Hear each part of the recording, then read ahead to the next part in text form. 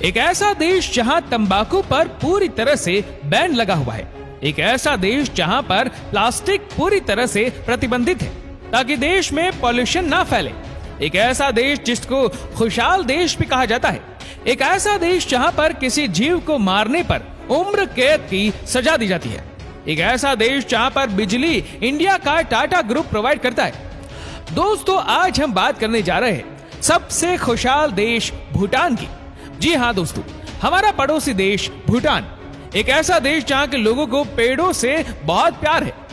दोस्तों, सबसे पहले तो मैं आपसे ये बताना चाहूंगा कि भूटान यकीनन बहुत छोटा देश है, जहां की पॉपुलेशन तकरीबन 9 लाख की है। लेकिन यह देश छोटा होने के बावजूद भी कभी किसी का गुलाम नहीं बना।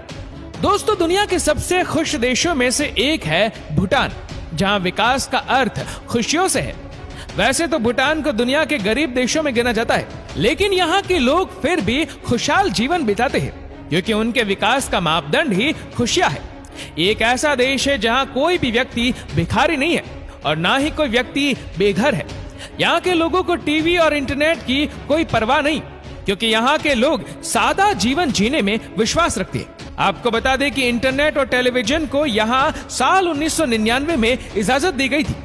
भूटान की एक तरफ जहाँ चीन है, वहीं दूसरी तरफ है हिंदुस्तान और तिब्बत।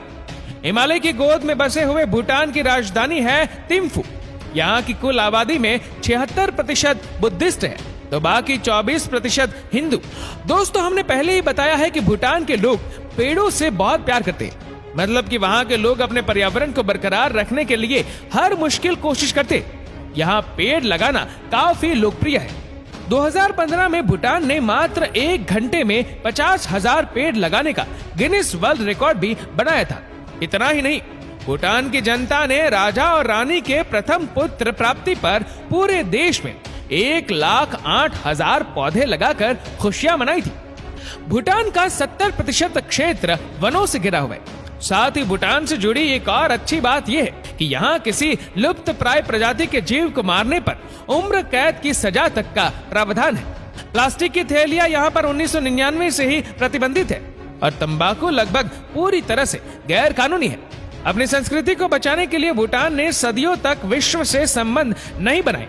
1970 में पहली बार किसी विदेशी पर्यटक को यहाँ आने की इजाजत दी गई थी।